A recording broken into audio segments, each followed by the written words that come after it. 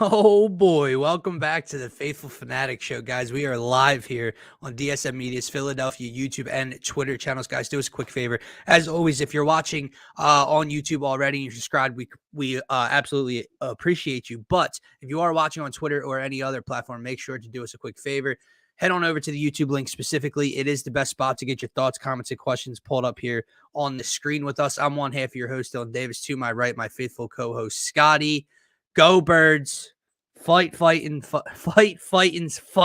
as Darius is saying. It's been a little hiatus, man, but we're back. Scotty had a fun-filled week celebrating his bride. So we're back to business now. We got a lot to talk about. Eagles put on the pads. They're a week in the training camp. The Sixers added guard depth over a week ago. We're going to talk about the Reggie Jackson signing. And obviously he was introduced yesterday, brought Andre Drummond with him to the building. And the Phillies State of the Union address, everybody. Feels very fitting for this time. Obviously lost last night against the Yankees, which means they've lost now 5 straight series since sweeping the LA Dodgers right before the All-Star break. And fans are in a frenzy, Scotty, and we're going to talk about it all, man. And it was kind of nice that we were gone for this time, but apparently the pain and the torment hasn't ended. The Phillies can't right the ship just yet. So we're going to talk about it, man. But glad to be back. Yeah, man, I'm glad to be back. Happy Hump Day. We're almost to the end of the week already, but you mentioned it. Had a pretty busy weekend with the wife. It was her birthday, so we went up to Brooklyn. Had a great time up there. But yeah, I'm happy to be back, man. I think it's right in time just to settle everybody down with the Phillies and take a look at the start of Eagles camp. That's always a fun time. See what rumors and reports are popping out there. There's been quite a few regarding like the secondary and the corner situation that I find interesting. But yeah, man, I'm excited to get into all of it, get back in the flow here and get everything back consistently coming to these guys every morning on Monday, Wednesdays, and Fridays, and then Turf Talk next week, man. So yeah, football's back, brother. A lot of content coming up.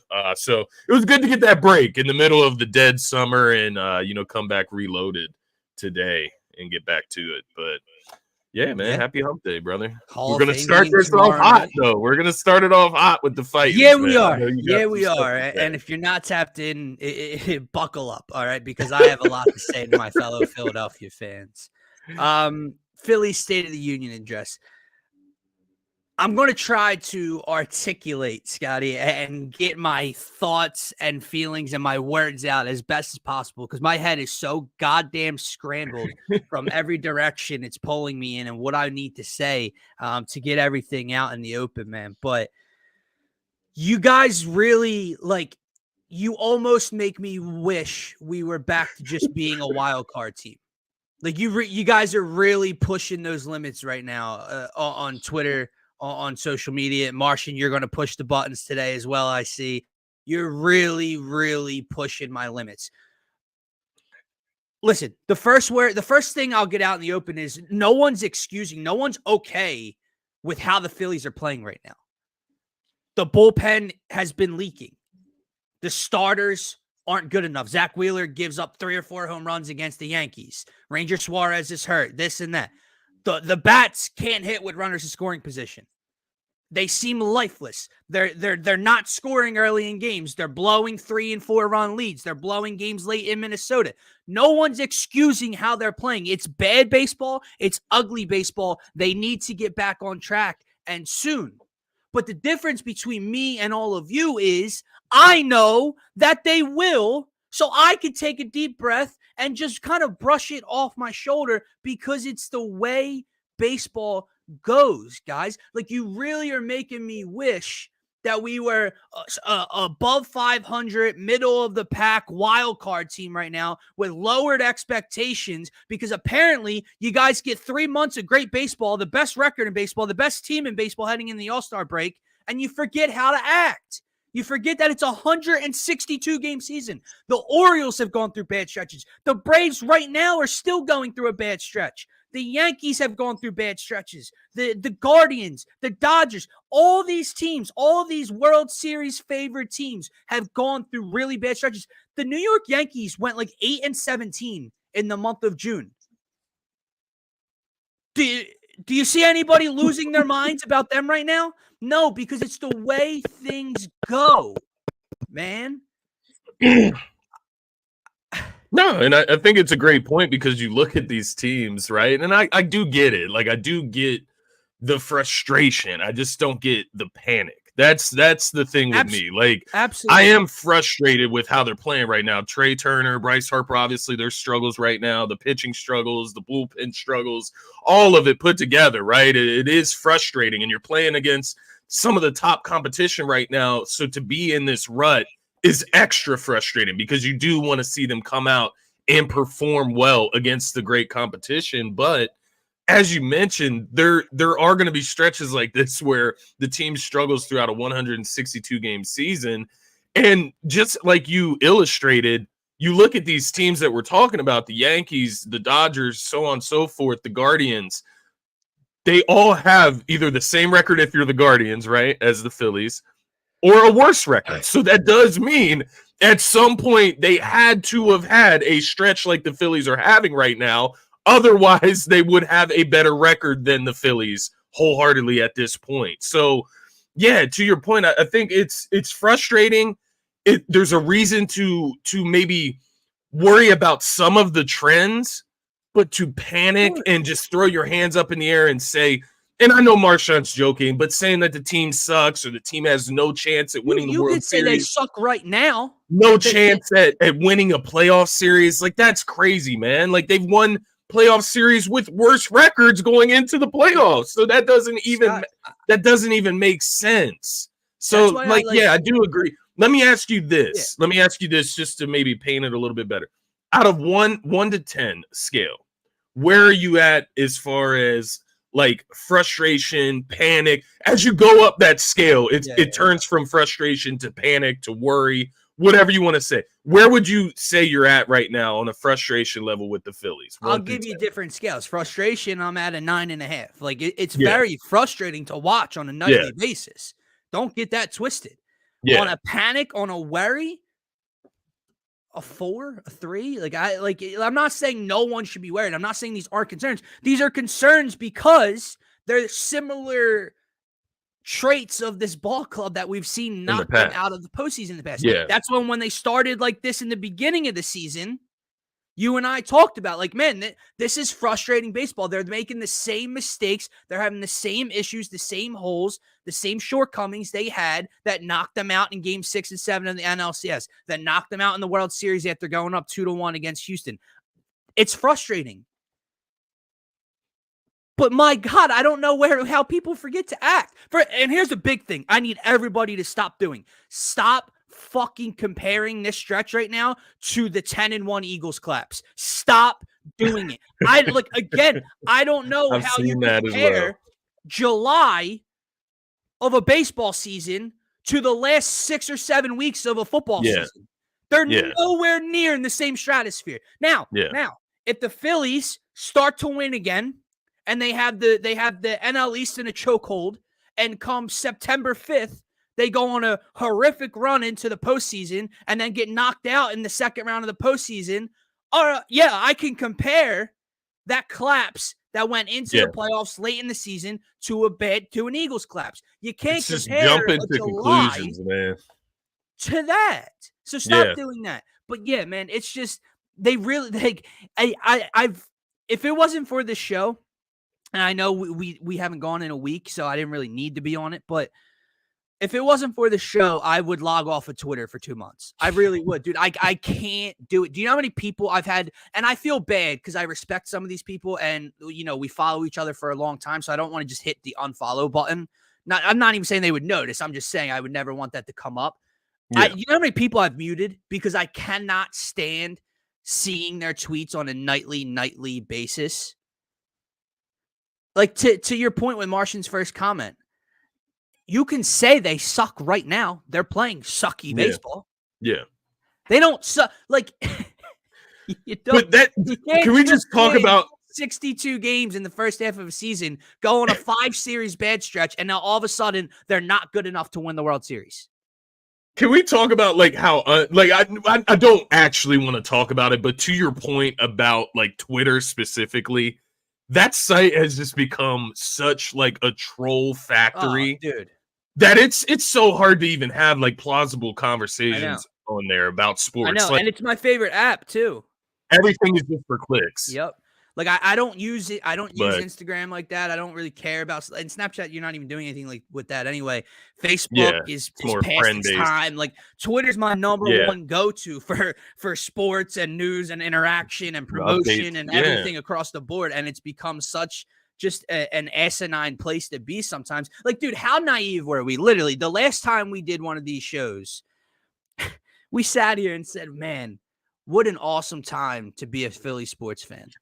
The Sixers are doing all this, making all this noise. Mitch Cobb's coming over. The Phillies are the best team in baseball. The Eagles are starting soon with these expectations.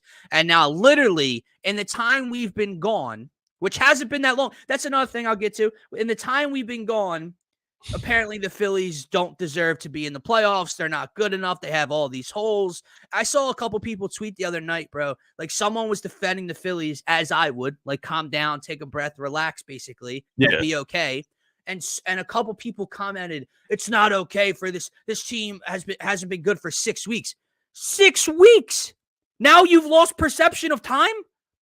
They swept the Dodgers like 2.5 weeks ago. 2 weeks ago. Yeah.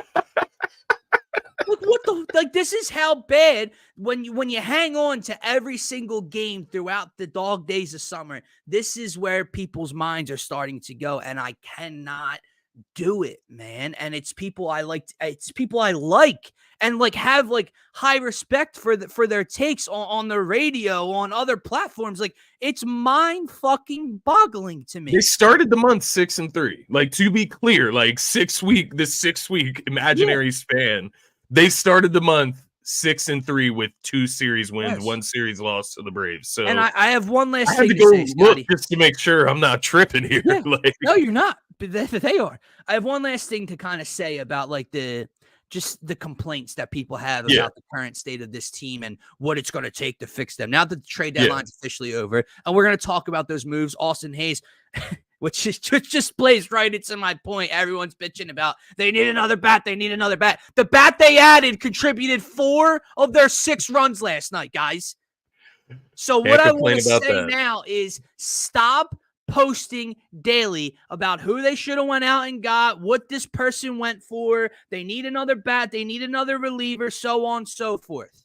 This team goes as its core goes. Bryce Harper is in like a 1-for-28 slump. Trey Turner, outside of an infield single last night, is in a humongous slump. Kyle Schwarber, yes, I know he just had a 2-run home game on Sunday, has been very inconsistent, very much in a slump. Bryson Stott can't hit. Brandon Marsh, before that moonshot of a home run, was in like a 0-for-20 slump. This team goes as its core. Alec Boehm has had 2 RBIs or 3 RBIs in his last like 40 games. 30 games, whatever the number is. So stop with the whole complaint with Dombrowski and Rob Thompson and this organization that they need to go out and get this guy. They needed to go out and get another reliever. They're going to go as their core goes, guys. Their core was like 1-for-19 last night.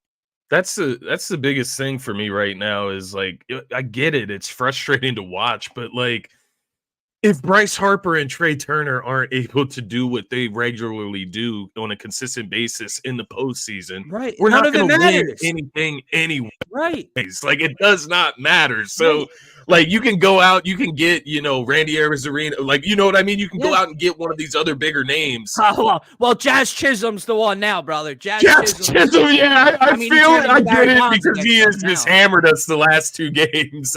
And since he's gotten to New York, he's been on fire. But at the end of the day, hey, like you said, Hayes just gave us 4 runs last night. Yeah, we didn't win the game, right? Is that his fault? Not really. At the end of the day, so at the end of the day, if we win that game last night, we're sitting here praising Austin Hayes today, right? Like, so I don't know, man. It is. I think it's the casual nature, and don't get me twisted, man. I am more of like a casual baseball fan. I'm a Phillies diehard fan, but I'm more of a casual baseball fan. And I think that's where the perception and the overreaction comes in is that if you didn't grow up like watching baseball regularly, then 162 games is going to feel like forever. And I think you're going to find these casual fans overreacting in the moment. When in reality, this is like a 10 game span that they're really struggling in right now. And it's not that they're getting blown out like they did the other night in every game. They did just have a game where they, blew it at the end of the game. And I know that makes it hurt a little bit more, right? Like I know last night's loss makes it hurt a little bit more when you blow that game like that. But at the end of the day, the Yankees are a really good team for one. And two, the Phillies, we know, are a really good team by the record at this point in the season, man. And you just got to count on the guys to turn it around, right? What do you think could be like the wake-up call, though? Like what can get them turned around? Like, is it just a player thing? Is it a management thing? Like, what would you do? Well, first of all, the management thing, and I haven't really talked about Rob Thompson because Rob Thompson's not to blame for me, but sure, you can question decisions, but the lineup today is atrocious. Like they're getting swept today but this will be the game they win, right? This will be the Nolan and Wheeler start, they'll lose. The Sanchez start, they'll win. They have Rojas, Stubbs, Sosa, and someone else in the lineup today. They'll win this game somehow. Because that's just what happens.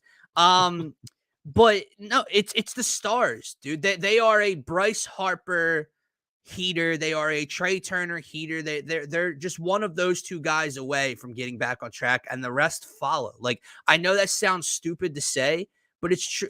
When Bryce Harper gets hot, the rest follow, and it's just like Alec Boehm protects him. Alec Boehm starts knocking in more RBIs. Right when that happens. Brandon Marsh starts to hit, but it's a trickle down effect from their best player. And like last night you mentioned, like Bryce hits a laser at DJ LeMahieu that would have won the game. And somehow, some way it deflects straight up in the air, right over to Gleyber Torres for the out. Like it couldn't deflect anywhere else. If it deflects anywhere else, it's a single and a run scored, but it deflects there. And then, they left bases loaded the very next inning. Look, they have very bad situational hitting as well right now. Like they're not driving in runs without hitting home runs for the most part. It obviously took a wild pitch for them to score and tie it last night. Heavy criticism lately. Yeah, which, I'm not saying isn't valid. I've had questions about Kevin Long because I do wonder like where some of these approaches come from on a night-to-night basis. Yeah. I do wonder like how what do you work with Nick Castellanos that he can never just lay off a low and away slider? I don't understand that, but like Kevin Long's one of the best hitting coaches in baseball. Like those streaks everyone loves when the Phillies get red hot in the postseason. Yeah. He gets credit for that, guys. Like he doesn't just get blamed for when things go wrong. He gets credit for when things are right. That's what people don't like to do. That's a fair way to look at it. But, it's Bryce Harper, man. He's got to be the one to get better. And I have news for everybody, Scotty.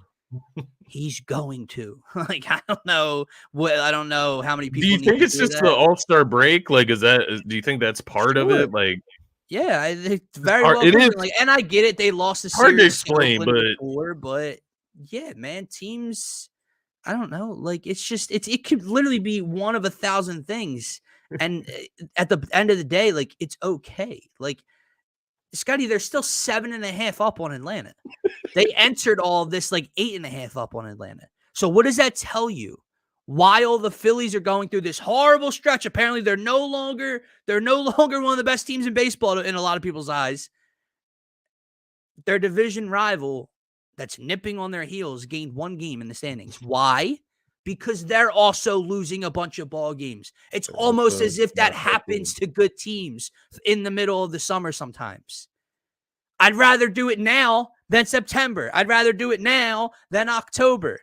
This team is going to go as their core goes, man. Like Zach Wheeler giving up 3 or 4 home runs isn't normal. It's only outside the Baltimore game in June was the only other time he's done that this season, giving up more than 1 home run in an outing. It's just, yeah, man, I'm frustrated with the Phillies, but I'm almost more frustrated having to go on social media and see the reaction. Like, dude, I wanted them to come back and win that game last night so bad because I had a tweet ready to fire, just like at everybody that's just been a miserable fuck through all of this. And obviously they weren't able to come through. And then I saw even more, backlash from people. And it's absolutely like, I don't know. I have so many thoughts in my mind, like about players. Like I said, like all of a sudden, bro, like all these people are bitching about our bullpen, right? Like we need bullpen help. We need bullpen help. Guys, he literally just traded for the best closer on the fucking market.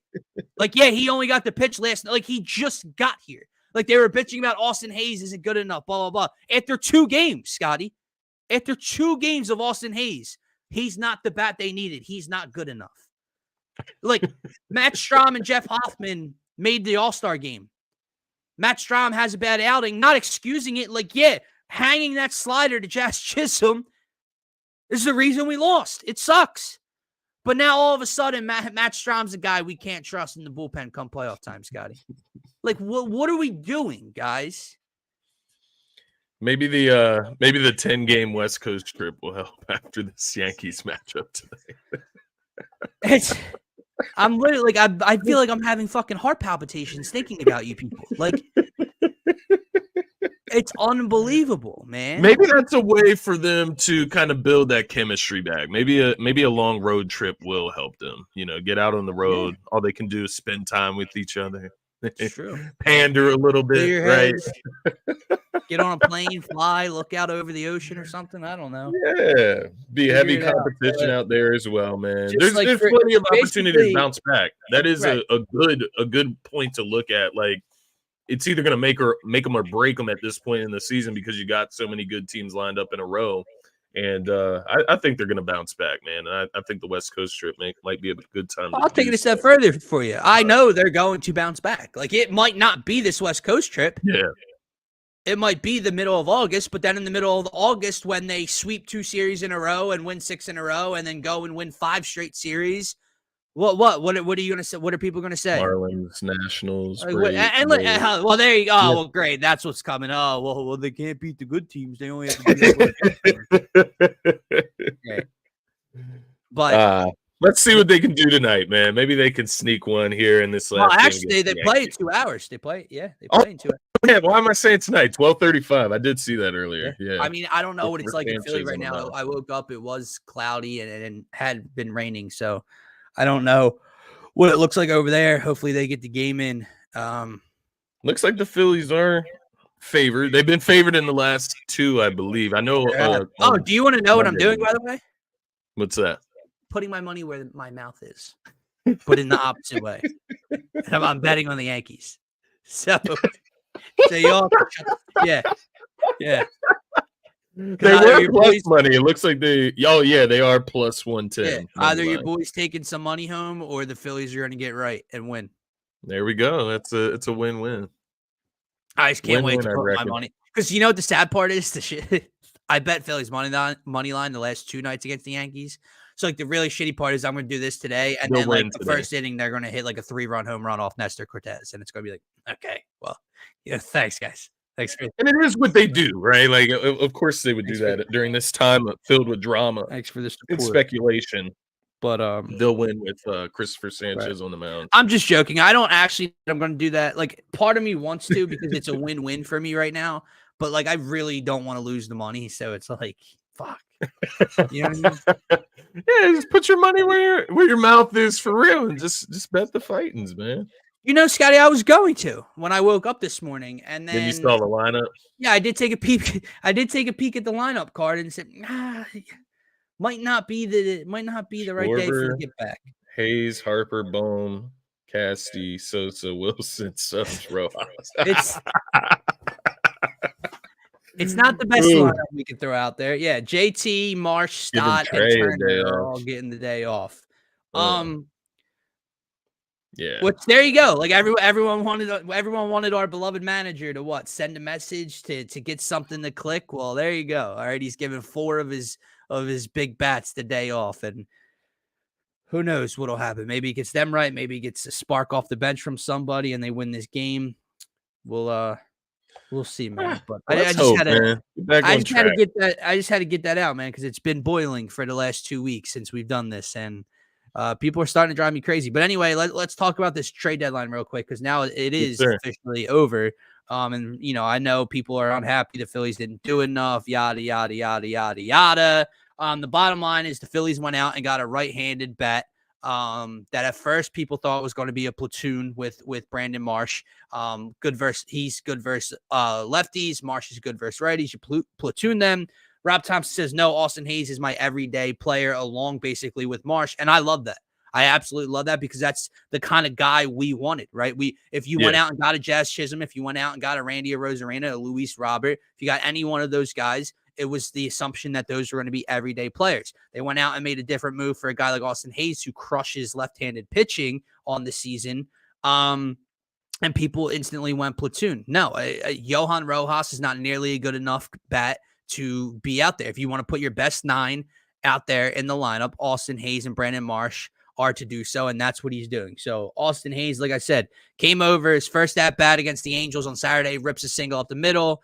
After that, went like 0 for his next 9 and comes out last night, gets plunked, hits a 3-run home run, hits a game-tying RBI single in the bottom of the 10th. Did a lot for this team, man. Made a couple big catches in the outfield to save the game. Austin Hayes, I like the move, and you gave up nothing. You gave up that's the big thing. Dominguez and Christian Pache for a guy that can help you. And then the big one came Saturday afternoon when they trade for Carlos Estevez from the Angels, who, outside of maybe Tanner Scott, but maybe even you put him ahead of Tanner Scott from Miami, was the best reliever, the best closer out there on the market. Hasn't allowed a run since Memorial Day, has an 0.40 ERA in his last 20 starts. Comes in last night, had a couple balls hit to deep center field, but went 3 up, 3 down last night in his debut for the Phillies. And the thing not only was it the best reliever out there, I love that it seems like from Topper's point of view, this is my closer. And that's what I wanted. I know people would think, well, Jeff Hoffman's this. Need that locked in. Yeah. Carlos Estevez is your closer. Austin Hayes is your everyday left fielder. And they answered 2 of their biggest needs and holes. They also went out yesterday, man. And who, why am I forgetting this dude's name already? That's a bad sign. But Tanner Banks, I was thinking Scott, but Tanner Banks, the lefty pitcher from the Chicago White Sox. I know that sounds disgusting from the White Sox, but he is a 184 opponent batting average with only 1 home run against lefties this year. He's a long middle inning type of eater kind of guy. So yeah, this is what we asked for the bullpen and people. But then you can't ask for more in the pitching department. People just wanted flashy names, I guess. I don't. Yeah, and that's where I just go back to. Come on, man. Yeah. I'll admit, I mean, when I first saw the Hayes trade, I was a little disappointed, I guess, in a sense. But like you said, it is more of the big name versus maybe the guy that you're not as familiar with. And I think that was definitely the case for myself here. Obviously, there was other names on the market that you see. They're bigger names. They're more exciting. Maybe you feel a little bit more excitement if you're able to obtain one of them. You do see teams like the Yankees go get Jazz Chisholm. You see Rosarina go to who did he go to again? Was it the? Why am I blanking here? Who did he go to? Yeah, again? Why am I blanking too? Oh, Seattle, the Mariners. Seattle. Okay, yeah, I thought the Mariners. So yeah, so he goes there, but nonetheless, you start to look at what he's done already since he got to Philadelphia. I mean, you can't complain too much. I mean, I know the first 3 games it wasn't great, but he did have 2 hits. He had a run in his first game. It was 2 games. It was 2 games. It was Saturday and Sunday. He didn't play Friday. Okay, Saturday, Sunday, and then I had Monday against the Yankees too. Oh, yeah. Last night. You're right. So he has 4 hits in 4 games right now, 2 runs. You mentioned the 4 RBIs he got last night, 1 home run. He has 2 stolen bases. So, I mean, so far, it's been pretty solid so far in 4 games, man. Once again, I think we just overreact, and maybe sometimes when we – and when I say we, I'm talking about the Philadelphia fan base. I think sometimes when it's not the biggest name, we tend to, overreact and panic a bit more. But so far, so good with Hayes here, so, I would say, man. And you do want to see him consistently in the lineup, like you said. You want to see that consistent everyday starter so he can build that rhythm with the the lineup, and that's exactly what I wanted from the trade deadline at the end of the day. Yeah, no, I agree. And Martian, I'm thinking of this for you. I'm trying to whip up an answer for you, but I agree, and it's why you can't look at things under a microscope and just take 2 or 3 games to make these make these evaluations. That's what's pissing me off about this run is like, okay, yeah, this stretch is more than 2 games, obviously, but like, my God, the same people bitch. This is why I can't take your opinion seriously. If you are someone that is bitching about the state of the Phillies and they're not good enough and they're going to get knocked out early in the playoffs and so on and so forth, and then the next day I see you complaining about Austin Hayes, I don't want to value your opinion. I don't take your opinion seriously. So, yeah. And before we move on, man, here are the Phillies. Here's the Phillies lines since the All-Star break. Kyle Schwarber's hitting 211. Trey Turner's hitting $167. Bryce Harper's hitting $128. JT's hitting 231. Marsh is hitting 152. Sounds like pretty important bats, no? Hayes is hitting 250, Stott's hitting 300, Costy's hitting 286, and Bohm's hitting 275. But Schwarber, Turner, Harper, JT, and Marsh have no one above 231. Seems like a little bit like you're not going to win many games like that. Right. Question solved. Like, if those guys perform, this team will turn things around. And what are people going to ask me? Well, why do you believe that? Why do you believe they're just going to snap their finger and turn things around? It's not how it works. History. So, a World Series run 2 years ago, a Game 7 at home NLCS last year, 3 months of being the best team in baseball. So you're going to take a 3-week sample and tell me you're right and I'm wrong over a 2.5-year sample, basically. That's where we get misguided, man. But, yeah. The Estevez trade, by the way, Estevez trade is a knockout of the ballpark. That's another thing. My God, I literally can't even stop thinking about all this shit. Scotty, some of these same people that were banging the drum for Dombrowski to get off his hands and make a move other than Austin Hayes, were bitching about the prospects we gave up for Carlos Estevez. I swear to you. I don't know if you were on Twitter on Saturday night. They were the same people for the most part. I didn't even know who the 2 prospects were. Apparently, they were our 8th and 14th or 9th. We should be selling our best players right now rather than giving up prospects because we're not going to win. Like, brother, what are we doing here?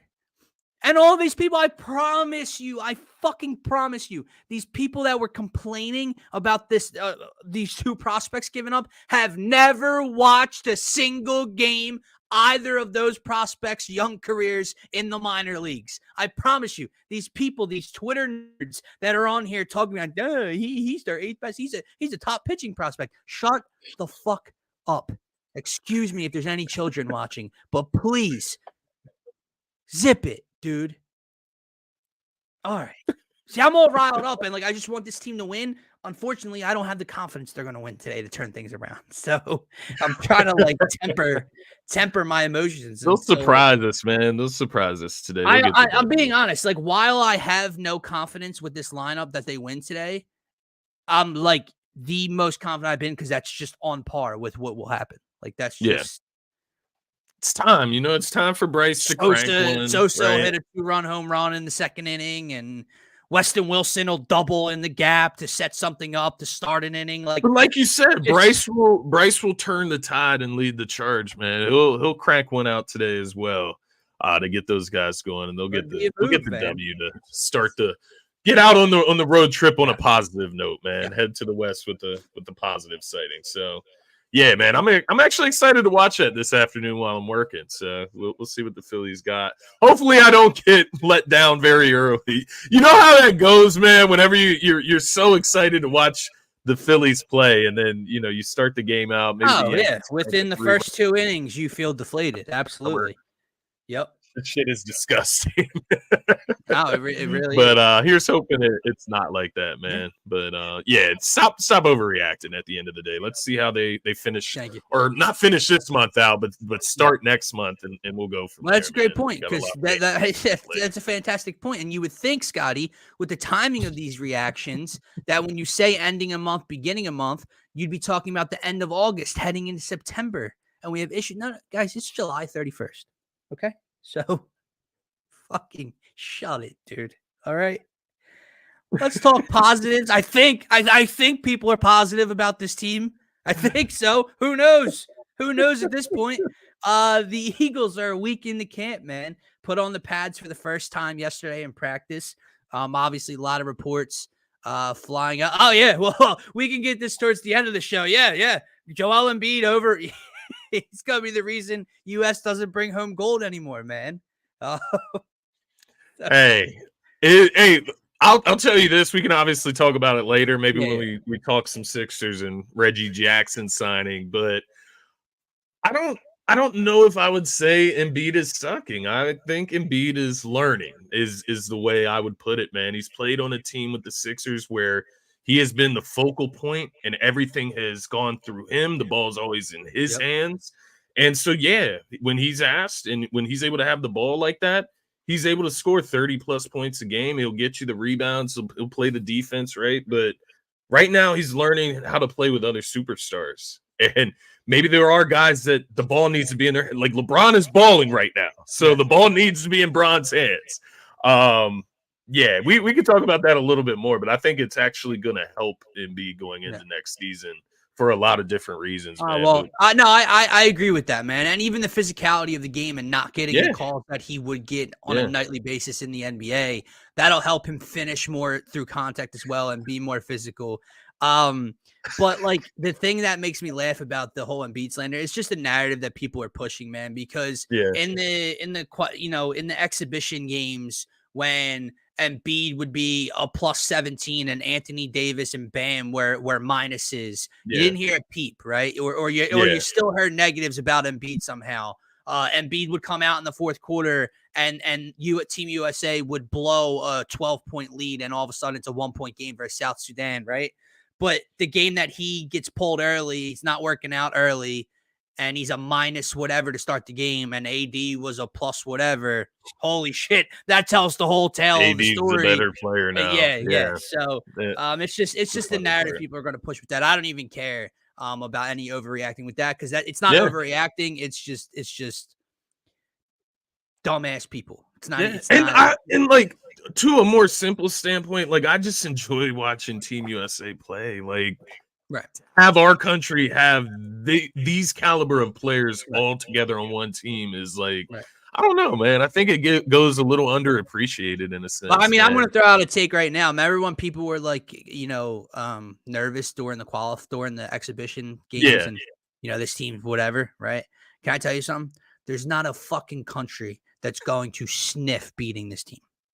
They're not going to sniff. They're going to turn it up. Like, we'll see today. South Sudan, like, played them so tough in those little friendlies, right? Let's see how that goes today, bro. Let's see, man. We'll see how they play today when they turn it up a notch on them, man.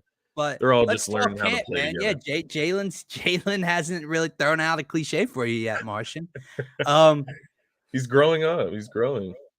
Scotty, what do you want to get into, man? I know you were before the show. You were getting your last minute notes for camp together. What do you want to get into when it comes to this team to start? I'll let you. I mean, I guess I was actually just reviewing this Jimmy Kempski article from Philly Voice. I know he's one of the more reliable sources, but he was just talking about guys whose stock is going up in the first week of camp. So he listed, looks like 4 guys here, or 5 guys where the stock has gone up for him. So Jalen Hurts was one of those guys. The reporting is that he's been very accurate during camp so far. Devontae Smith, another guy, he's just catching everything. We've seen some of the clips as well. Jalen throwing those deep contested balls.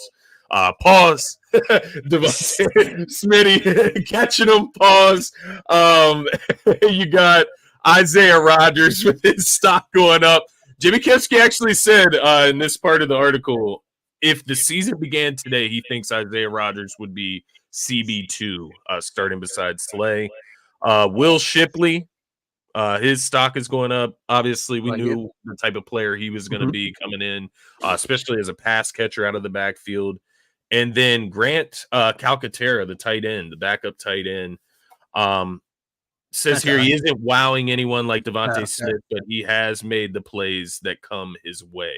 Okay. So it looks like the tight end. I was going to say that's an interesting one only because I haven't seen a single tweet about Grant Calcaterra so far, like by anybody. Like this is the first time making a play, making a catch and a run, scoring. Like I haven't seen one tweet, so that one is surprising. But he's there, man. He's obviously there and observing this. So I'll take his word as Bible. The thing that sticks out to me the most here, and I think it's going to be the conversation of the offseason, outside of maybe who ends up starting on the offensive line, right?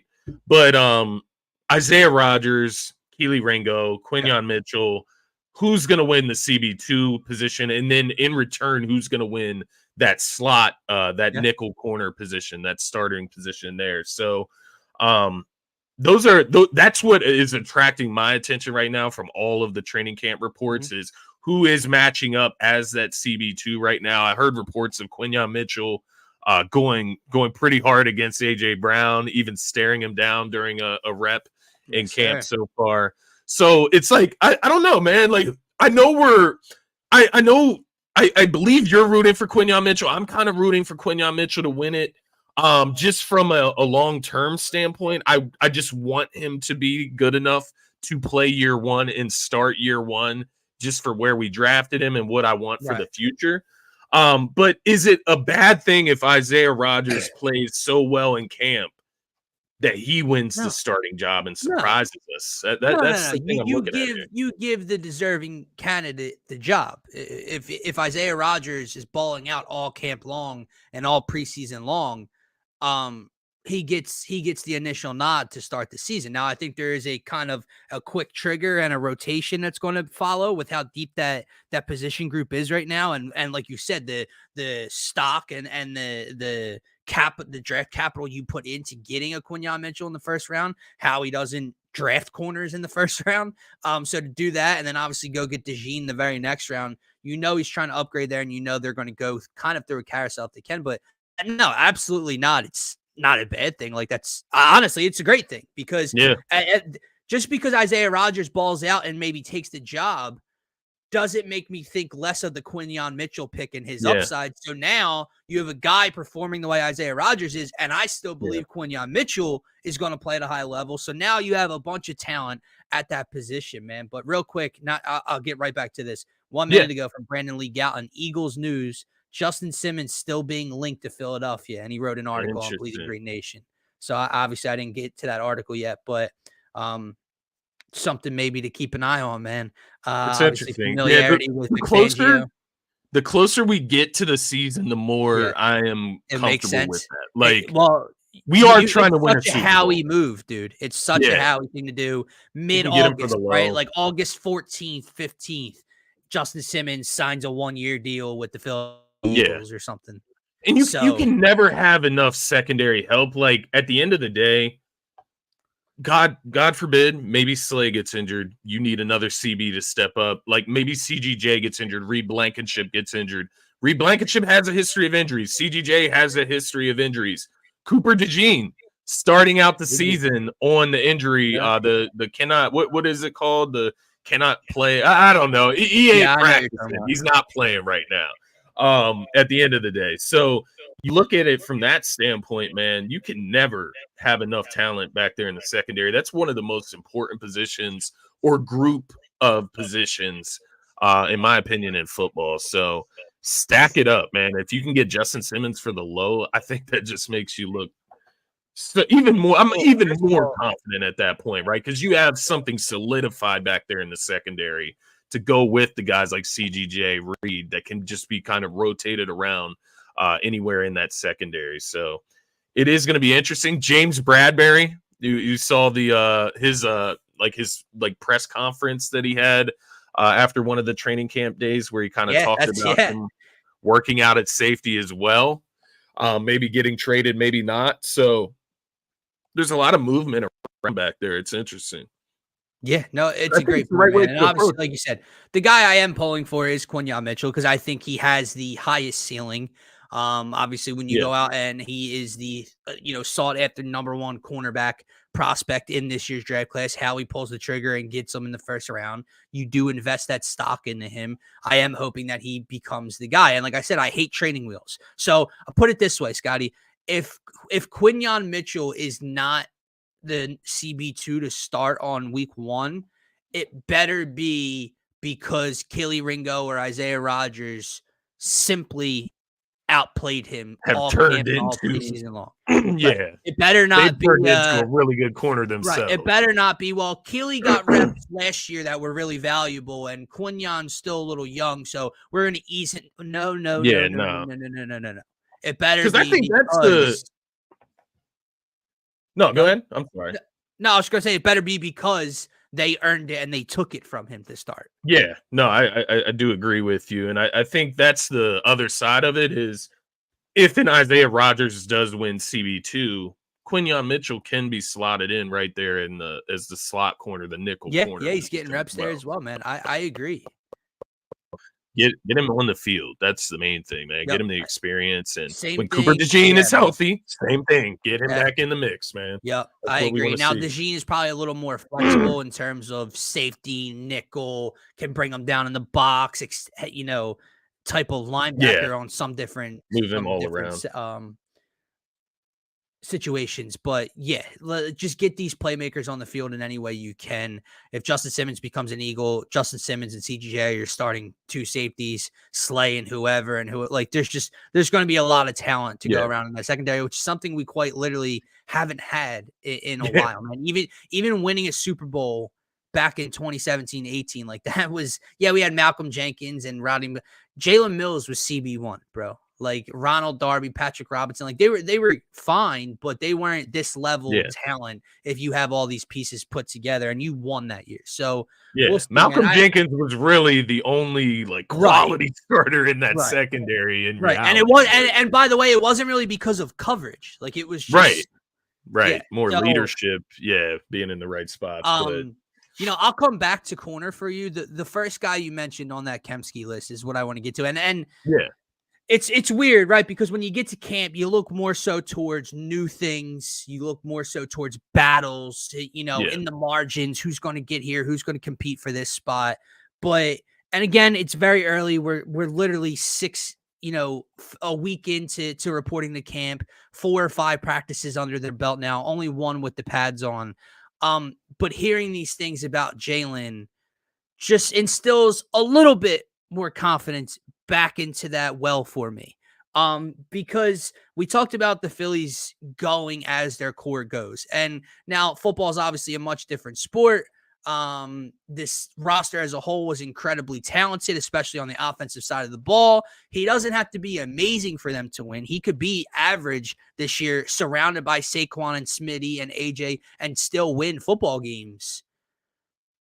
But this team's ceiling is sky high if Jalen Hurts is 2 years, at least close to 2 years ago, Jalen Hurts. And just hearing the reports of his accuracy, seeing some of the clips of the deep ball, seeing or reading things and hearing different beat writers on podcasts talk about how quick and fast he looks right now. There are people saying he looks the most spry and healthy and fast in his all 5 years of being a professional. That's incredibly positive for me to hear right now. Coming off of the way last year ended. Like I said, like that Jalen Hurts that glass that was filled to the top after the Super Bowl performance took a hit last year, confidence-wise for me. And again, it means nothing until week 1 and beyond that, right? But just hearing those things, it's like, okay, he is healthier, he is faster, the accuracy is improving, which is something, that he did struggle with at times last year. Those are all positives for me. The other thing, and I'll throw this to you, man. Yeah. Seeing and reading the different reports of what this offense is doing, and what I mean by that is Kellen Moore's offense. That's That's where you're getting some quote tweets out of me right now. I'm liking some tweets, I'm sharing some tweets, whatever. But you're really getting me with the pre-snap motion. I read one yesterday inside the 20 in the red zone. They ran play action bootleg and got Hurts out to the right, and he was able to free up. A receiver was able to get freed up and scored a touchdown. Like, oh my God, you can do that? You can roll him out of the pocket on design? Like that's mind-boggling to me, Scotty. So all those new things, all those new little tweaks to Kellen Moore's offense with all this talent in it, yeah, is like that's where it takes me to like sky's the limit for this team. Yeah, no, I think that's a great point that you bring up, because that's actually where I was going to go when you started talking about Jalen Hurts, because I did want to kind of ask the question, which you've kind of already answered there, which is how much of maybe this hot start to camp is just the dynamic build of the offense. Maybe things look a lot different right now. And, I heard Dallas Goedert's comments on the offense and what they've done so far. A lot of motion pre-snap, which they've noticed is obviously distracting the defense, which is what it's meant for. It almost makes you feel like, what have we been talking about in practice the last like 3 years? But nonetheless, it seems like they're headed in the right direction. A lot of pre-snap motion, a lot of under the center snapping, right? Play action under the center. That's a lot of what we want to see. Increased tempo. More or less just Jalen Hurts getting back to that confident point that you were talking about 2 years ago. So I think this is a great start to camp, obviously. I am curious to see how much of it will be Kellen Moore's offense versus Jalen Hurts just improving. If both happens, right? If you get Kellen Moore's offense as like a great base, and then you get Jalen Hurts, who's also more accurate this year, more healthy, you're going to be in a great spot if you're the Philadelphia Eagles. Let's not forget about Saquon Barkley, though, right? Yeah. Like that's the other side of things. You had Nick Wright come out and say just some ridiculous stuff the last couple of days about the Eagles. By the way, he doesn't even believe the words that come out of his mouth. Doesn't even make sense. Like the shit that he said. Like Saquon Barkley's not a difference maker. Like that's dumb. Yeah. But I do commend Nick Wright for saying stuff like that, because it's going to give Saquon Barkley even more motivation going into this season. You've seen all the Giants clips from Hard Knocks. That's more motivation for Saquon Barkley this season. And all they're doing is just stacking up. Yeah, Marshawn. That's what they're saying on the that's what the talking heads are saying on TV. But I beg to differ, man. I think that's going to have a big role in opening up the offense for Jalen as well as a runner. So, a lot of talk about Jalen's legs looking a lot more healthy, him being a lot more spry, able to get around a lot quicker. It's only going to be helped even more by a guy like Saquon Barkley, and maybe a guy like Will Shipley too. Maybe for sure. But you can even you can throw Saquon Barkley into that Kellen Moore carousel as well. Some of the reports and tweets I've been seeing is it's just like the read option and the way they're running it with Saquon, and having Saquon's just presence there and the gravity that he takes on a football field. It's opened up ginormous holes for Jalen to take it at the last second and explode upfield. So, yeah, man, it's just offensively, I think that's kind of the takeaway I'm having through the first couple of days is, and maybe that's just more so not even from camp. It's just what I'm getting in my own head of what I'm, imagining for this upcoming season. But this offense is going to be the motor for this team, in my opinion. Yeah. Wide receiver 3, man. I mean, obviously it's a good problem to have right now when you have two guys that are actually playing well for it, but it seems like it's Paris Campbell to this point. No? Yeah. Right? That's what it's feeling like from the reports. Maybe, I mean, is that another, I don't know. Is that another place you look at as you get closer to the season in free agency too? Like, has Hunter Renfrow been picked up? I don't know. Like, I'm just throwing names around. I don't think so. I don't know how interested they are in doing that. I haven't seen too many rumors towards wide receivers or anything of that nature. But yeah, it does feel like Paris Campbell has the familiarity, the experience with Sirianni from the Colts days. Obviously presents a little bit of a more dynamic factor. I would say gives similar qualities to Quez Watkins, except he's a little more proven, I would say, in the NFL.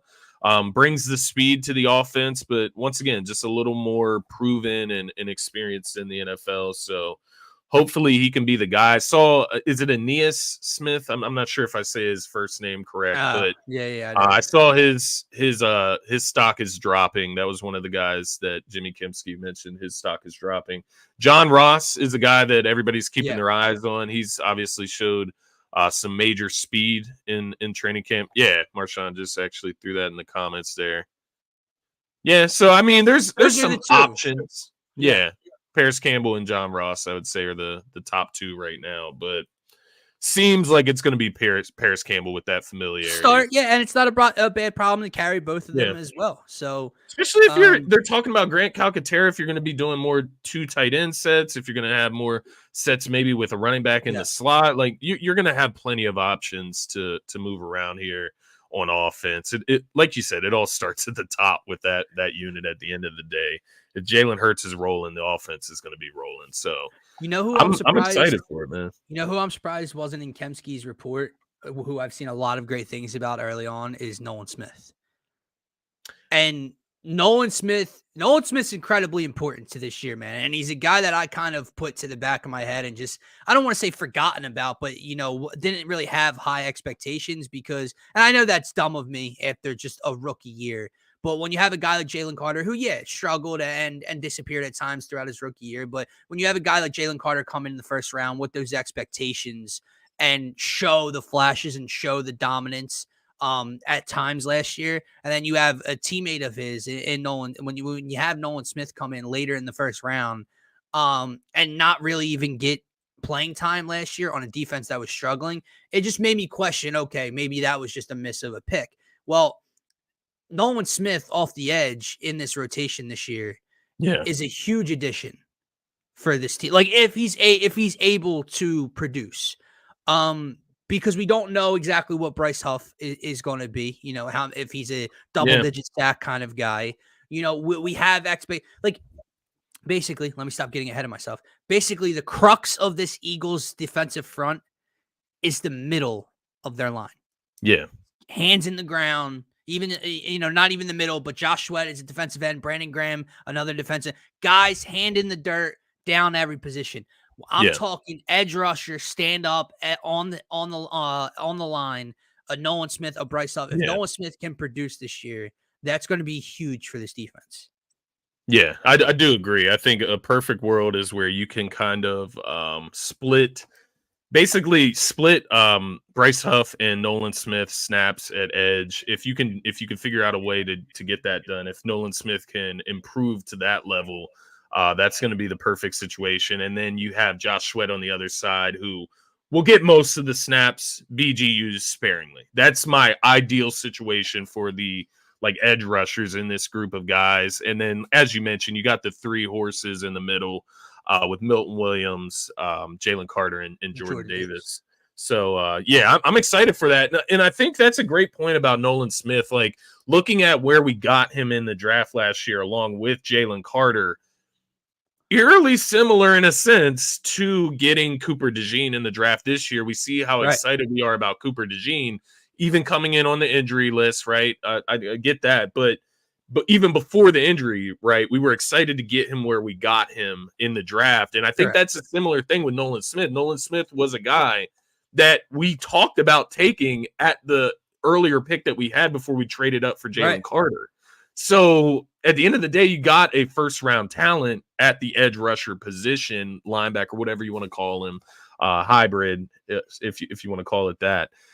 So I think it's not out of this world to expect Nolan Smith to step up and become a pivotal piece in the rotation of that defensive line. I think that's a great point, man. And I actually just saw a report from BLG that he had back-to-back sacks on Jalen Hurts. That was 2 days ago, beating Fred Johnson on back-to-back plays of sack. I did see that as well. Which is not an easy feat, right, to get Jalen Hurts on the ground. So, can you argue that they need him to?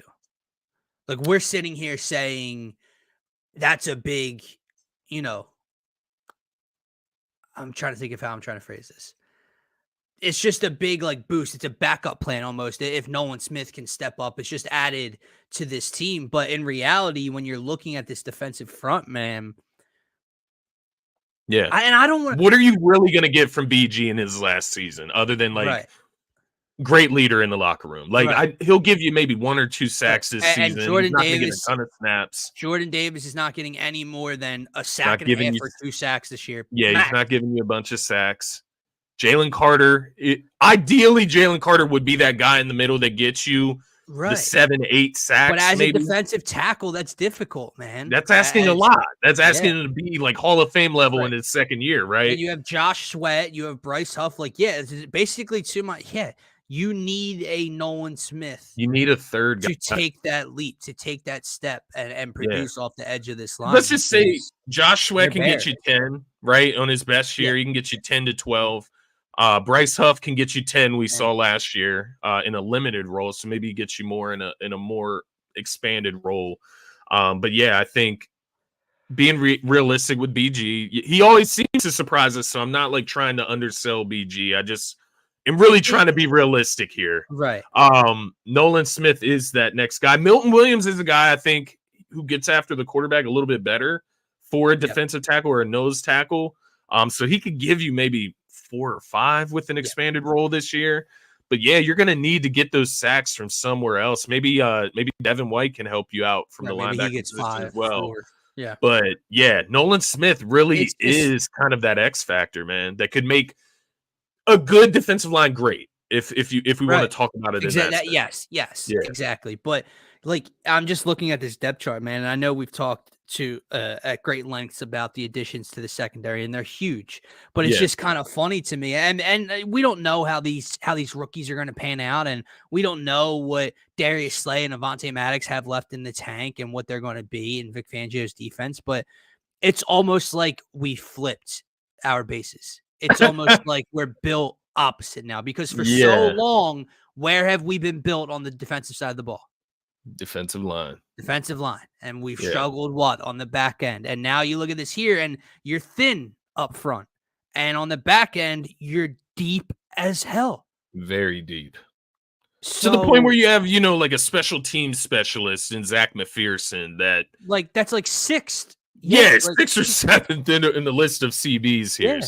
So yeah, it is a great point. To that point, do you think it would be more ideal to add another edge rusher versus a guy like Justin Simmons? Like, if you can get another guy that can get you 7 to 10 sacks in the free agent market. I mean, I would say yes, but it depends who, right? Like, I'm not just going to value it can't just be over player. Like, it can't be like a Robert Quinn, right? Like in previous seasons.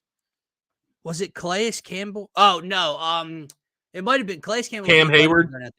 Cam Hayward from Pittsburgh as a trade partner was someone that people were discussing.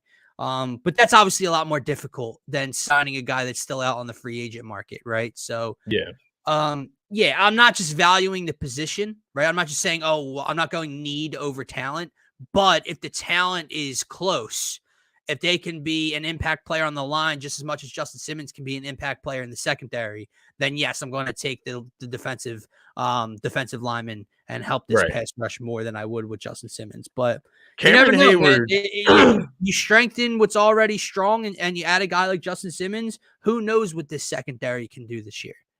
Yeah, and that's the thing, right? Like, because even at Cameron Hayward, I'm looking at him, I'm like, well, that doesn't necessarily solve your sack issue, pass rush, sack total issue. And I know sack aren't the end of the world. But also, Scotty, I'll play devil's advocate. Let me play devil's advocate even to my own point that I had brought up about this line, because we've just been so used to bad secondary play, to 9 yards off the line of scrimmage, pick you apart down the field, and then try to bend but don't break nonsense. I really hope that's not the case again. And if it's not because of all this talent, well, then maybe what we've needed from Milton Williams and Bryce Huff and Jalen Carter isn't as much of a need in terms of how quickly they have to get after the quarterback and blow up a play, because you have this strong secondary behind them, where instead of Jalen Carter needing to bust through the offensive line in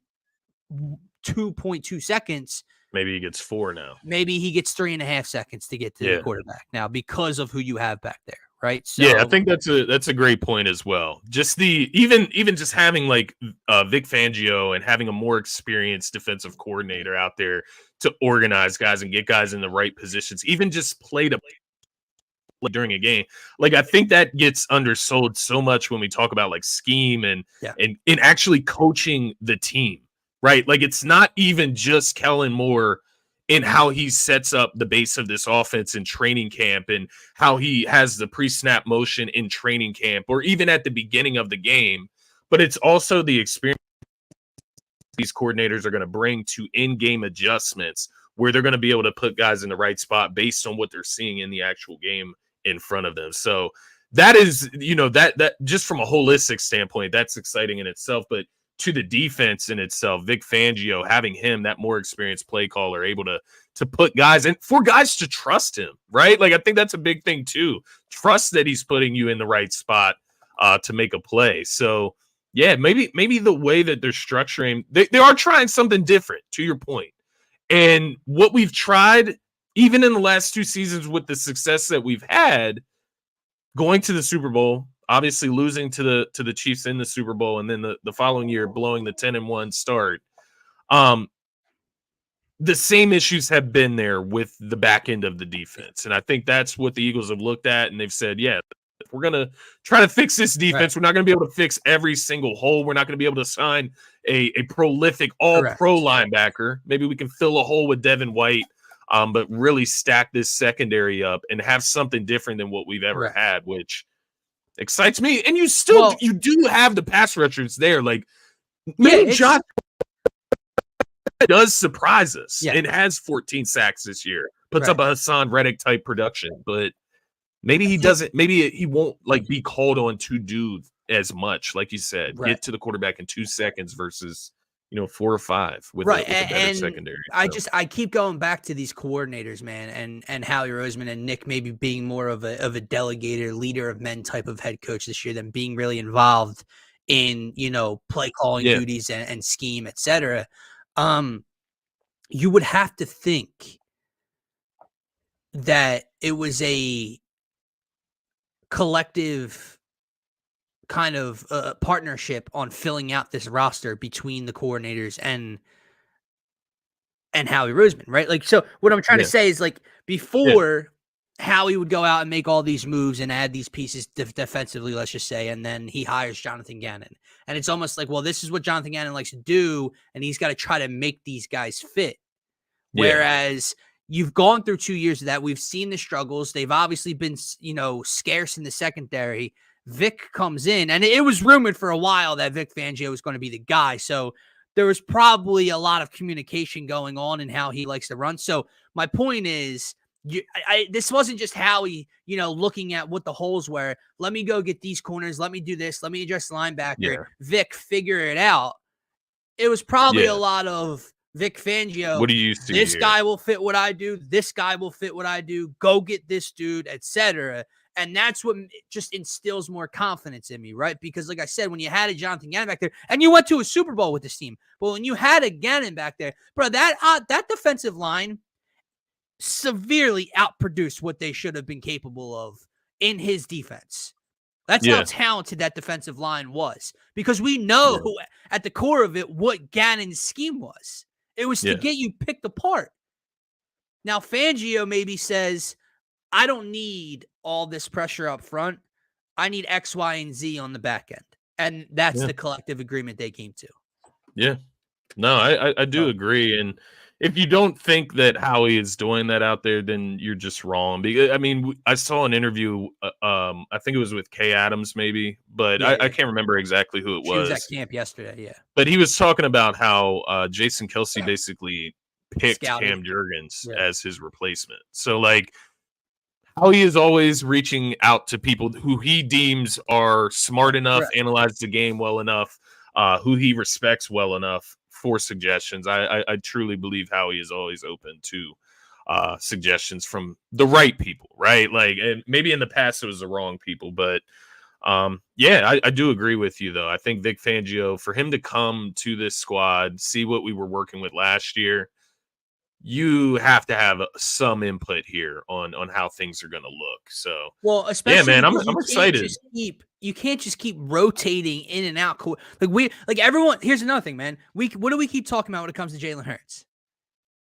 How many different offensive coordinators he's had, right? And now, obviously, that goes pre-Eagles, like that went back to high school and college and transferring, etc.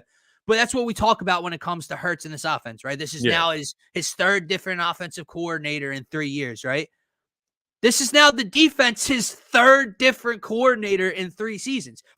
Four actually, if we're including the switch from the side of Patricia.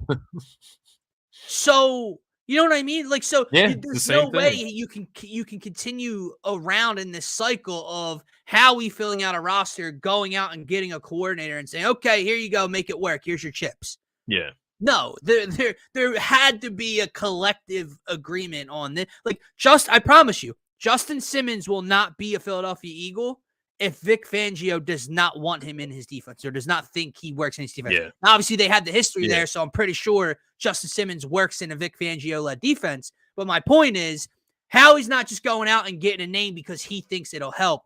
Vic Fangio is going to have a lot of say over his roster construction and his depth chart because you have to. I do agree, that, man. Let me ask you this: as we go through the rest of camp, we approach preseason, whatever. What are you looking at or looking for throughout the rest of the camp? Like, what are the position groups or what players are you keeping your eyes on or looking for them in reports? Yeah, I mean, offensively, the only thing in terms of just, question marks, I guess I would say, obviously the offensive line, who's going to win that right guard spot? Because they've kind of been all over the place. Is Landon still injured? No, he came back from that foot laceration thing. Yeah. He's practiced since then. But obviously you have Jordan, you have Landon, you have Lane. Cam is your center. I saw a tweet that they're a little I guess behind schedule with Cam at the center position. Not worried about that whatsoever. It's Tyler Steen and Mekhi Becton is who I'm looking at who's going to start at right guard. And again, I think it's a good problem to have. And then, you went out, you also got a guy, Matt Hennessy, earlier in the offseason. You went out and drafted Trevor Keegan. They just went out and got the dude Nick Gates. So my point is, now you have that at that one spot specifically, because your other 4 are set in stone. Your other 4 are Pro Bowl caliber offensive linemen. That one spot between Lane and Cam, who's going to fill in there? And honestly, whoever wins that job, I just hope is steady enough, man, because what an eyesore can do on an offensive line. Like each and every week, you're almost glued to watching that on the television when someone's getting their teeth kicked in at left tackle or at right guard, right? Because it just it implodes your offense at that point. Anything you're trying to do to that side of the field is getting blown up. So they do have to figure that out. Defensively, I could tell you linebacker, right? Because, is Nakobe Dean going to get a starting job? They've been having Zach Bond start at linebacker. So he was with the second unit. Yeah. Nakobe Dean. So I could say that, but in all honesty, it's the secondary. It's who's going to win that job. Does Bradbury is Bradbury only going to be a backup safety this year? When DeJean gets back in a week and a half or 2 weeks, where's he fitting in? How quickly he's getting acclimated? It's that secondary as a whole. And I'll be honest with you, man. Like I said, I hold no ill will towards the fact if Quinyon Mitchell does not get a starting job. Like I have no stock in Quinyon Mitchell. I have no, whatever. I'm an Eagles fan. But my point is, where I think his upside is, the type of player I think he's going to be day one, don't let it be because of training wheels. Don't let it be because, well, like I said earlier, Kelly Ringo got valued reps last year at this level, so we're going to start him and ease Quinyon into this thing. Quinyon Mitchell's ready to go. He needs to be starting day one. If Isaiah Rodgers outperforms him, if Kelly Ringo outperforms him, by all means, they get the starting job. But that's where I'm keeping my eye on each and every day, man. I think to see who gets that. Signs point to them, trusting Quinyon Mitchell. I mean, when you put him in reps against AJ Brown, top 5, top 3, top 4 wide receiver in the NFL, you could. I mean, if you're not confident in him, you could destroy his confidence in those reps. So you're throwing him out there on an island. By the way, he gave AJ a little. you trust him a little bit, man. I think that's a great point. I think I'm looking at the same exact places. Obviously, corner, even the safeties. Like, who's going to start at safety if they don't bring in like a Justin Simmons? Is it going to be CGJ locked into that role, like Right. as that starting locked in safety, or are they going to rotate these guys? I'm interested to see what they do there. The edge rushers as well. Like, is Bryce Huff, like, is he locked in at edge rusher number one on the Well, right side? Well, depends how you're looking at the defense. I believe Josh Sweat, if you're looking at it, the defense from the back, Josh Sweat would be on the right, and then Bryce Huff on the left side. At least that's how they lined up when Hassan Reddick was here. So I'm interested to see if that is like locked in, if Bryce Huff is just blowing like Nolan Smith away, or will there be some competition? Listen, man, there? I think he has to, right? When it He comes has to to, money, right? Or it's a bad sign. You paid him this offseason. You gave him a 3-year deal. He is kind of Hassan's replacement, right? That's kind of where you're pushing this guy to. He has to be your number one, man. And we talked about Nolan Smith needing to step up. Well, Bryce Huff needs to pan out. Like that's That's priority fair. number one for this defensive front. Bryce Huff needs to be exactly what the Eagles are predicting him to be, and be that. I mean, I don't want to just say, well, he needs double-digit sacks to be effective. If Bryce Huff has 9.5 sacks and he's good in other areas, okay, that's whatever. But you do need Bryce Huff to have anywhere from like 9 to 13 type sack season this year. I would say. Yeah. So, no, I do agree. And then on the offensive side, obviously you'll have the wide receiver 3 battle, the offensive line, the right guard battle. The other thing I'm looking at is like, does like Kenny Gainwell have a role on this team? Like, if Will Shipley is showing what he can do as a pass catching back, a third down-esque type of back.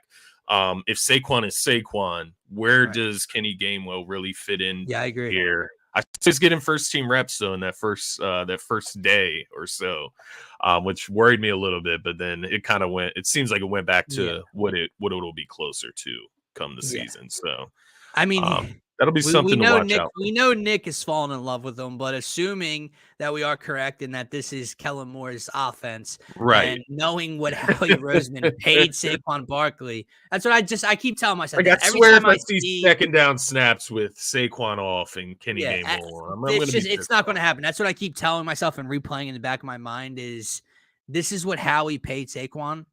Yeah, there's no shot Saquon Barkley is not playing 80% of the snaps for the Philadelphia Eagles on offense. It's just not happening. It has to be. Man, I'm excited for it to get back. Even tomorrow night, the Hall of Fame game. Listen, I'm not going to sit down and watch the entire Hall of Fame game, but I'm going to tune in for, the start of the game and maybe the first quarter. See what the commentating's looking like. All right, it's football. The NFL is back, and that's kind of what matters to me. So, it feels good to get into Eagles, man. To wrap up, I know we're an hour and 18 in. I know that sounds crazy to say to wrap up. The Sixers obviously made another move last week while we were off.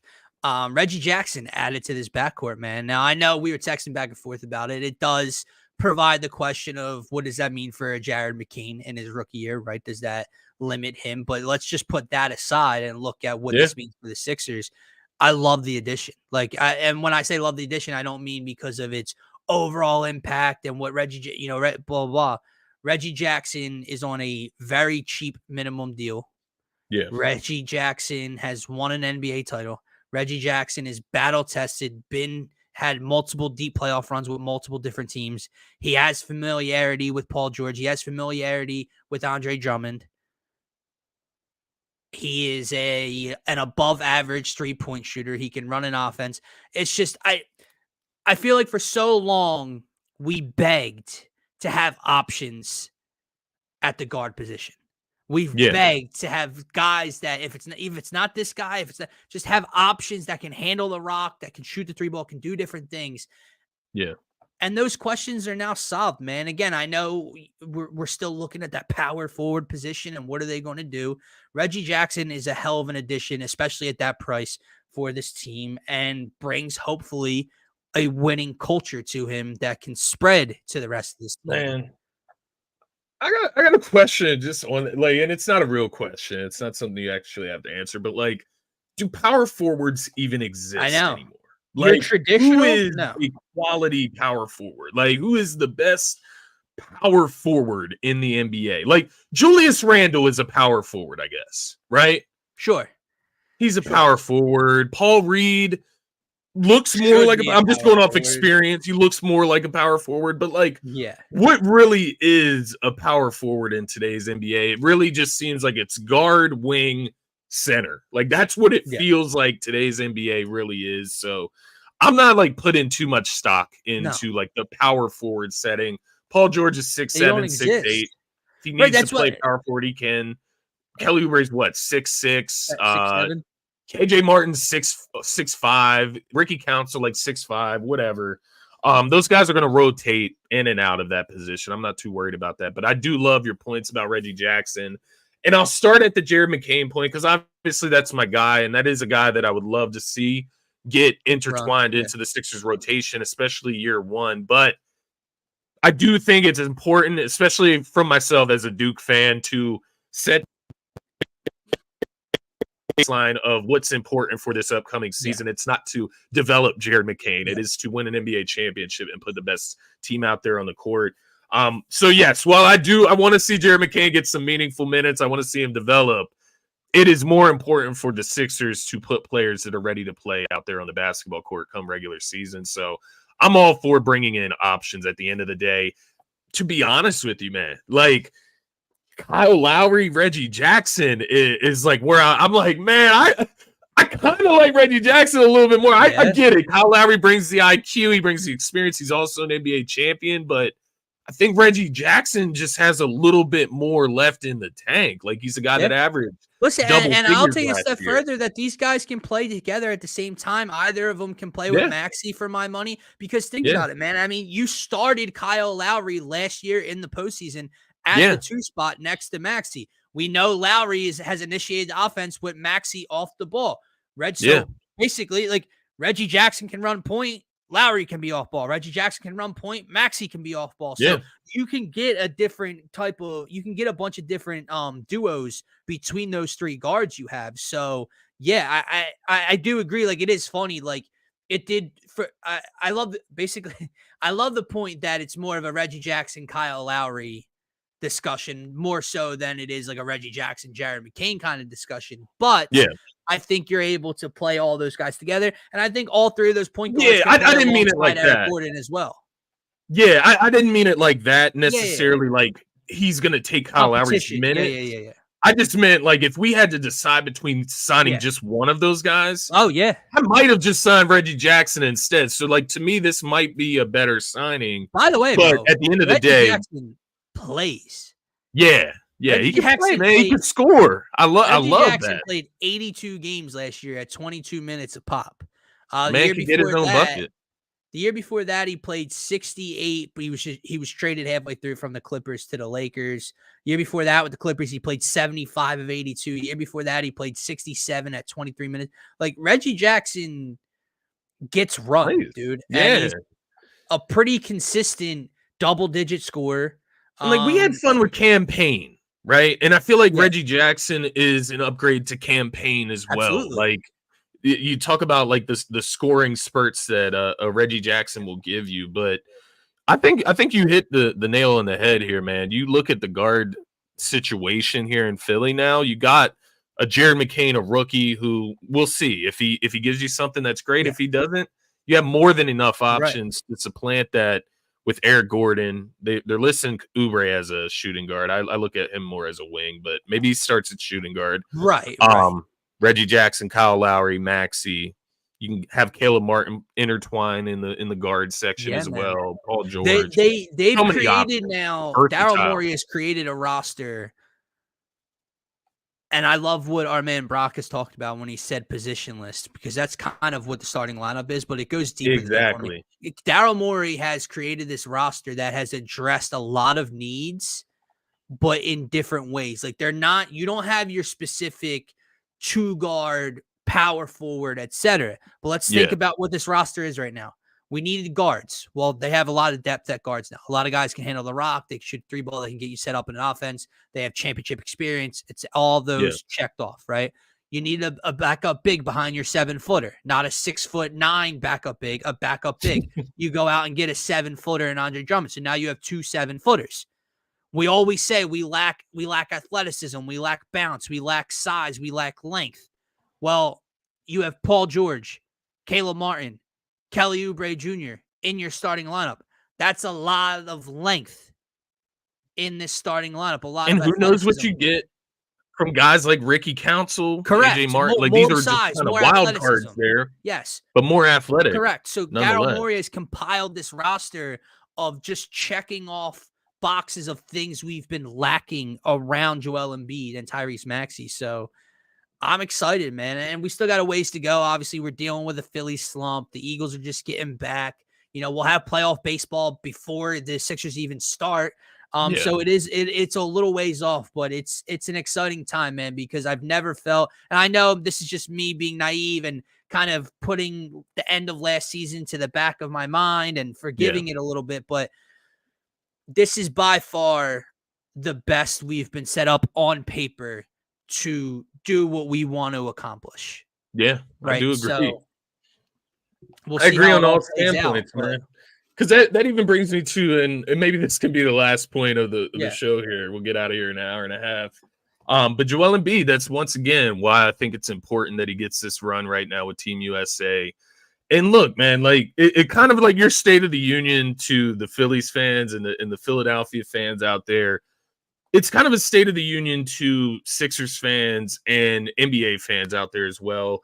For Sixers fans, it's just simply enjoy the fact that you're watching our best player get to go represent the Sixers on the national, international stage at the Olympics right now with Team USA. And on the other side of that, man, if they do end up winning gold like they should, just imagine Embiid getting to win something. Like, I'm not even trying to be funny. Like, getting to win something, seeing him on the stage with the other gold medalists of Team USA, him learning how to win. Like, this is a thing. You do need to learn how to win. At the end of the day, who has Joel Embiid had in Philadelphia that can teach him about winning? He had James Harden for, what, a year and a half, 2 years maybe. He had Jimmy Butler for half a season. Who has really came in and shown Joel Embiid how to win? You get to do that with Team USA. You get to play with guys like LeBron, Steph, who have done nothing but win. And I do think if he's able to win gold, it just creates this even more of a desire to win more and win at an even harder level, which is the NBA. At the end of the day, that's going to be a lot harder than it is to win gold here at the Olympics for Team USA, that is. But the other side of it is the way he's getting to play with these guys, playing without the ball in his hands. Yeah. I know it hasn't been pretty at all times. It's been bothersome at times for me to watch it because he hasn't looked fully comfortable at times. But let's get that out of the way. Now let's get him out of shape and working, back into basketball shape. Yeah. Let's get that out of the way now with Team USA. That way he comes into camp with the Sixers already in shape. Let's also get it out of the way, him learning how to play with multiple stars, them being Paul George and Tyrese Maxey. He's playing beside Steph Curry. He's playing beside LeBron. He's playing beside KD right now. By the way, he's had a couple feeds to Bron cutting that have looked beautiful. Yeah. I can see Paul George right there catching that same pass. I can see Maxey catching that same pass and finishing at the rim, man. So man. Caleb Martin, Kelly Oubre, down the line, like you have options. You mentioned the athleticism. Anything negative towards Joel Embiid at this point in time is just starting to become irrelevant with me. Like, it did fire me up for a while. Yeah. But whether it's the people complaining about who he's playing for, now it's people complaining about how he's playing for them. Right. You got Colin Cowherd, who's coming out on his nationally televised show saying that this is why the Sixers lose, and he's not better than Bam or AD for this team. And I mean, it's my fucking God. It's mind-boggling at this point for me, man. Yeah, it's just all that hate is so unnecessary. Like you said, whether you're not a Sixers fan, and you are an American and you're a basketball fan and you want them to win, yeah, why are you rooting for anybody? Because it's funny, man. And I know, because here's how I mean this. I think it's don't get me wrong. Some of the tweets are funny, like it's comedy, it's funny, but the Jason Tatum like slander for Team USA is like corny to me too. Like I don't Same, man. like listen. Same. He didn't win Eastern Conference MVP. He didn't win Finals MVP. Maybe he's not the best player on his team. Maybe. You know, yeah, maybe. I think he is, and you know how I feel about Jason Tatum. I don't think Jason Tatum's like a top 7 or 8 player in this league like some people do. Even not even top 10. But like just this like I don't know, all this lashing out over him being on the team and how funny it is that he's not getting any burn from Steve Kerr, like ignoring the guys in front of him as well, right? Like, is he coming in for Steph? Is he coming in for Ant Edwards? Like at the end of the day, I'll take Ant Edwards over Jason Tatum these days. Like Booker, Kevin Durant, LeBron James. Like he's competing against the best of the best in the NBA right now. And Steve Kerr said he'll get some minutes in the upcoming games. So, like, my whole point is, you have to balance it out, like, man. If you're an American and you want them to win gold, and you're a basketball fan, just root any sort of lashing out towards any of the players is incredibly, incredibly weird to me. Yeah, like, that's coming from a Sixers fan towards a Celtics player. Like that's just very weird to me that you would. Because when I tune into these games, all I want to come out and see is America's stomp on these other teams, like that's all I really want to see. I take pride in Team USA and like America having like the best by far basketball team in the world, right? Just like other teams get to take their table tennis victories, over in Korea. You got the water polo champions elsewhere, whatever. Australia, New Zealand, or the rugby champions, blah, blah, blah. We get to be that team in basketball. And that's what I covet the most, man. We're the best basketball country in the world. And I take pride in it, man. So just enjoy it. Even in a league that's kind of been dominated by foreign players, like in terms of talent recently. You still have the best group, and obviously, when you see LeBron's just not human at this point, bro. Like I keep 40 years old. I keep waiting for like the, I remember when Max Kellerman used to talk about the Tom Brady cliff, right? And now you get to that point with LeBron, and like, bro, this ain't even him with the Lakers trying to win an NBA title. This is him just putting his foot down and saying we're gonna go win gold and being the best player on the floor every time. Like he's been the best player on the floor. It's absolutely crazy to watch. Kevin Durant comes out and goes 9 for 9 in the first half after being like sick. You know what I was thinking about when I was watching that game the other day? I was sitting there thinking how there were people in the Sixers fan base talking about like, no, don't go and like sign LeBron. No, don't go and trade for Kevin Durant. Like, get the fuck out of here.